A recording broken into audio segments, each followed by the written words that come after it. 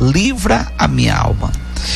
Meus amados irmãos em Cristo, por favor, me procure entender que eu vou aqui falar com você. Muitas pessoas, às vezes, ela está dentro da casa do Senhor. Não estou falando das pessoas que estão fora, mas eu estou falando das pessoas que conhecem a Jesus.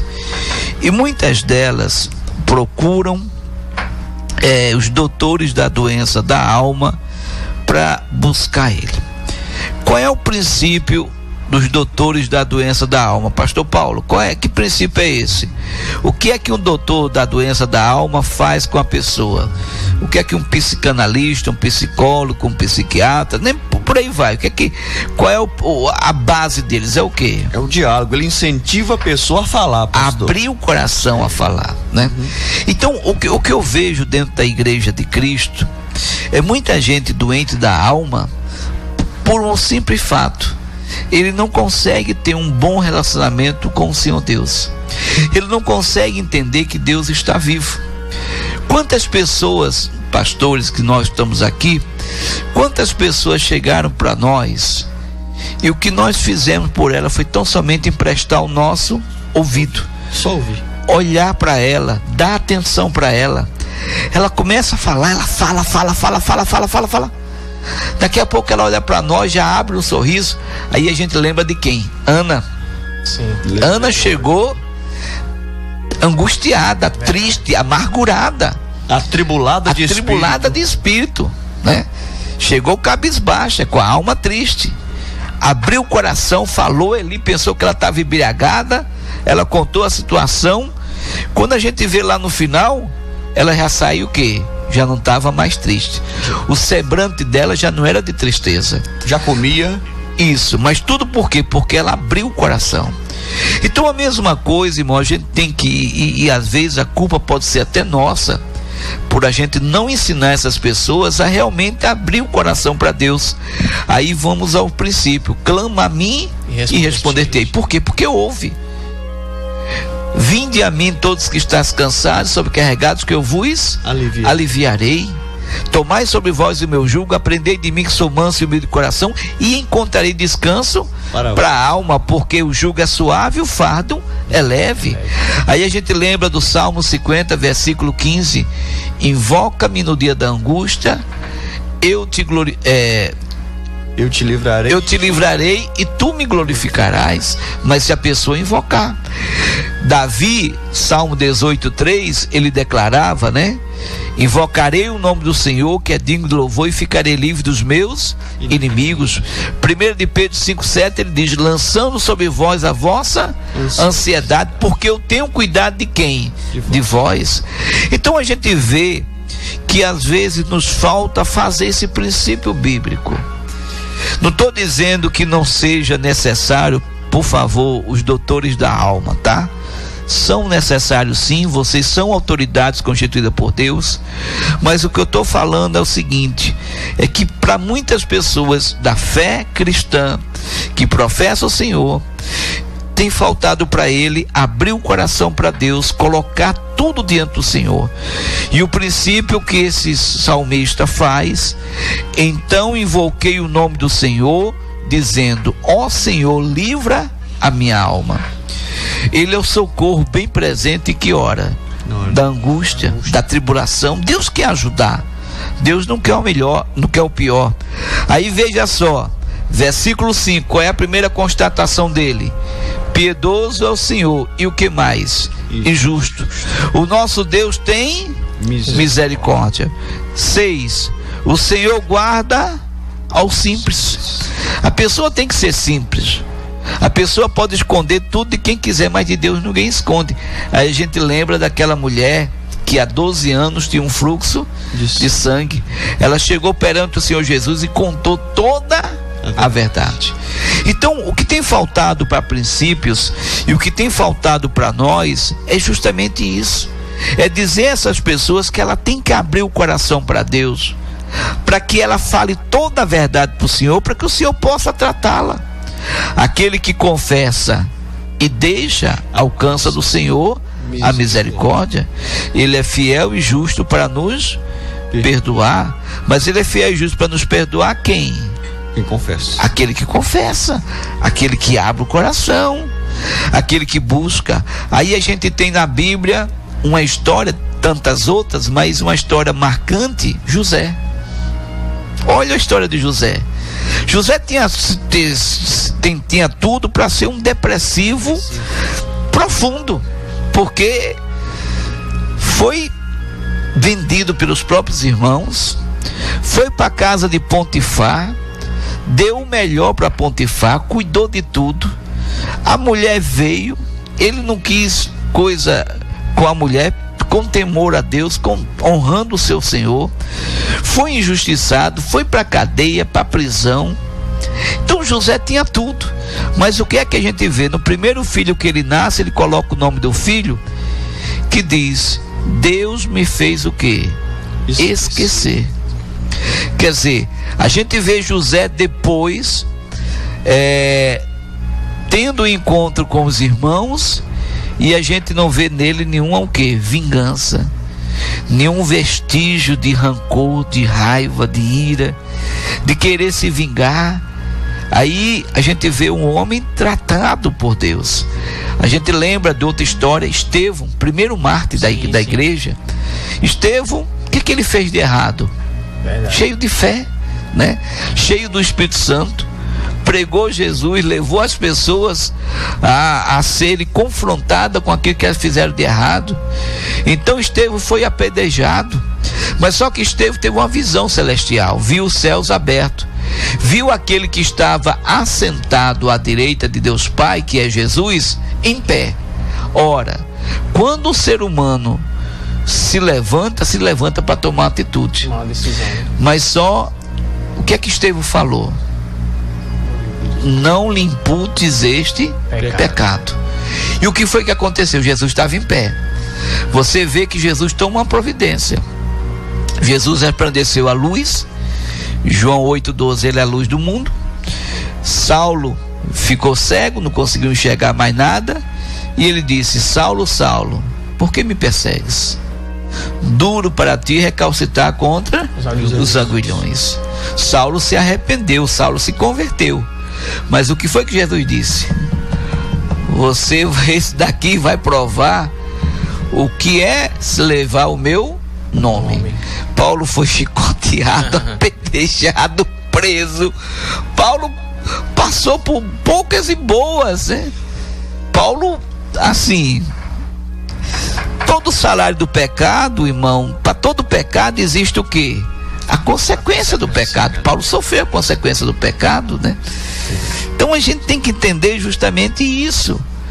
Então, aí daquele que se levantar contra o pequenino, contra o ungido, contra o povo de Deus, abençoarei os que te abençoaram, amaldiçoarei os que te amaldiçoaram.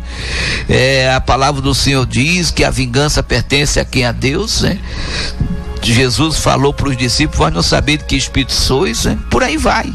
Então esse homem aqui, gente, o Senhor guarda aos simples.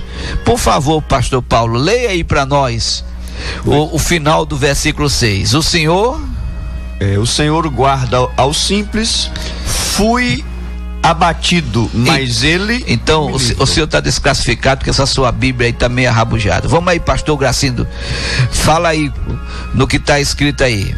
Diz assim, pastor: o Senhor guarda aos simples, estava abatido, mas ele me livrou. Olha o tempo do verbo estar, olha o tempo do verbo livrar. Presente, passado ou futuro? Estava passado, né? Tudo no passado. Ou seja, o que estava acontecendo não está mais, porque quando ele começou a invocar. Irmão, o nosso relacionamento com Deus nos leva à comunhão, e aí Romanos 5,5 diz que o amor de Deus é derramado em nossos corações pelo Espírito Santo.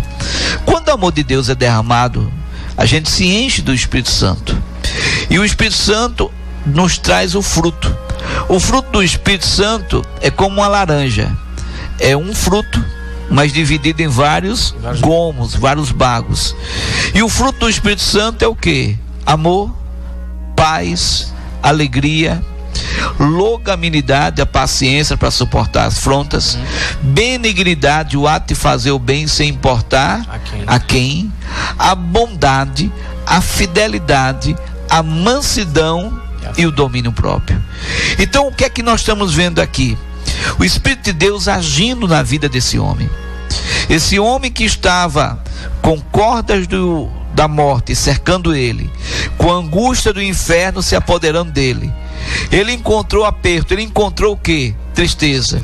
Mas na hora em que ele invocou a Deus, e é isso que nós temos que fazer, porque tem muitas pessoas que estão com essas doenças da alma, que estão aprisionadas, enclausuradas nos seus quartos, na sua casa, no seu mundo. A gente tem que chegar lá para ele e pegar na mão daquela pessoa e começar a invocar o poder de Deus e mostrar para ela que há uma esperança para ela, uma saída, hein? Que há uma saída, que Jesus Cristo quer libertar ela, que essa ação que ela está sofrendo não é de Deus, é uma ação do maligno, porque tanto é que ele fala, né? Cordéis de morte, morte, natureza, Satanás. Angústia do inferno, inferno, ação do diabo. Aperto e tristeza, ação de quem? De Satanás. Então Deus quer tratar. Então ele fala aqui, estava abatido, mas ele me livrou. Volta minha alma ao teu repouso, pois o Senhor te fez o quê? Bem. Aí eu peço ao Senhor, vá lá para Atos 10:38. O que é que diz aí Atos 10:38? O que é que o Senhor fala aí em Atos 10, versículo 38? Leia aí em voz alta para todo mundo ouvir. Diz assim, pastor: como Deus ungiu a Jesus de Nazaré com o Espírito Santo e com virtude, o qual andou fazendo o bem e curando a todos os oprimidos do diabo, porque Deus era com ele. Olha, tudo que Deus quer, irmão, é fazer o bem. Tudo que Deus quer é curar o quê? O oprimido, né, pastor? A opressão que o diabo traz, né? Então esse homem estava aqui com opressão, e uma profunda opressão, uma profunda depressão, uma doença séria na alma. Esse homem ia tomar Rivotril até ia acabar com o estoque do Rivotril.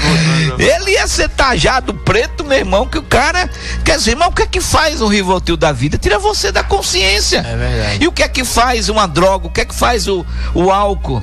O que é que faz uma prostituição? O que é que faz a pessoa se cercar de trabalhar? O que é que tem tanta gente? Porque gente que tem dinheiro, que viaja o mundo todo, nunca está satisfeito com aquilo que tem. Porque o que? É doença da alma. É a pessoa que não se alegra com aquilo que tem. Para ela sempre está pouco, porque está faltando alguma coisa, né? Tem gente que se cerca de um monte de pessoas e sempre está só. Quantas pessoas, né? Estão nessa situação. Então, meus irmãos, essa palavra talvez você que esteja ouvindo aí não seja para você, mas seja um ensinamento de Deus para você ajudar muitas pessoas que estão nessa situação. Porque o salmista dizia aqui: volta minha alma ao teu repouso, pois o Senhor te fez bem. Versículo 8, o que é que está escrito aí, reverendo Vitor? Porque tu, Senhor, livraste a minha alma da morte, os meus olhos das lágrimas e os meus pés da queda. Então veja só, tudo que estava acontecendo com ele no versículo 3, diz aqui o versículo 8, né? O tempo do verbo livrar, livrastes, passado, algo feito. Então, porque tu me livraste a minha alma da morte. Ele estava cercado.